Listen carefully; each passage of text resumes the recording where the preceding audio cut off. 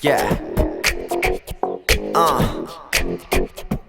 Wait up, girl, hold on. So listen, baby. Hi everyone, this is KSTYLEYO's video.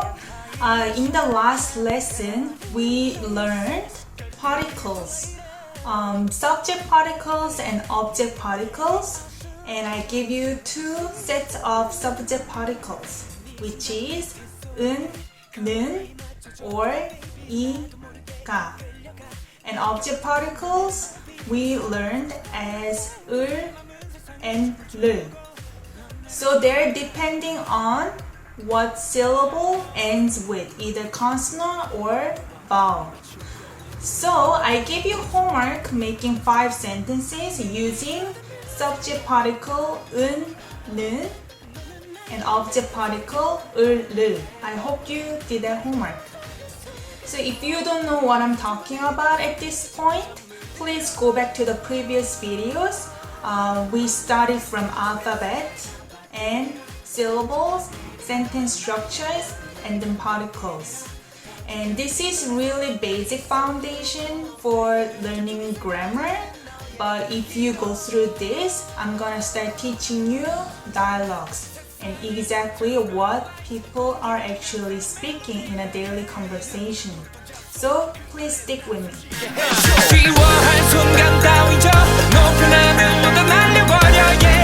So today we're gonna learn different levels of formality in Korean speaking. Number 1 is formal form, 2 polite form, 3 casual form. So most likely when you meet someone for the first time, you're gonna use formal form.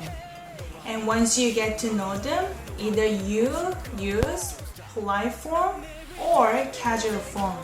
And if they're older than you, then you're gonna change to polite form. If they're the same age as you or younger, then you can use casual form. That also depends if you're in a working situation, you may continue to use polite form even though they're the same age or younger. And depends on how close you are to that person as well. So when I talk about age, it's so natural to ask someone how old they are because we need to know their age in order to find our level of speaking. It's so normal to ask, you don't have to feel rude. Unless they're really old, like grandma or grandpa, then you don't really need to ask specifically how old they are. You can just tell by their appearance sometimes. But if you think that they are around your age, you want to find out the level of speaking, then you can ask.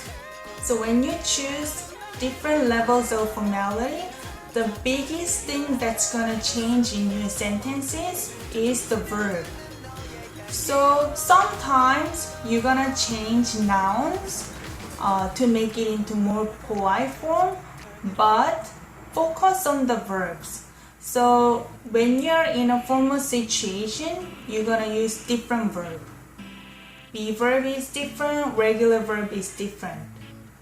Although it starts from the same root, which is in the dictionary form. So you always have to think that any formality are coming from dictionary form. That's why it's so important to know what the verb is in a dictionary form first, and then figure out how you can conjugate into different formality. But we don't really want to go through every formality because it's a lot of material. So I recommend you to check out my website called KSTYLEYO.com. In the learning section, there's number 2 called foundation. And you can click formality and then find out how the verbs are changing in different level. So in the KSTYLEYO video on YouTube channel, I probably focus on polite form because that's what we use most of the time, and it's better to be accustomed to speaking in a polite form rather than casual form, because when you start talking to someone who's older than you and in a casual way, they may not be happy. So just check out the free sources on KSTYLEYO.com and see how you can grasp any idea in the levels of formality. And in the next video, I want to start teaching you how we can have communication from when you meet a person at the first time. So stay tuned.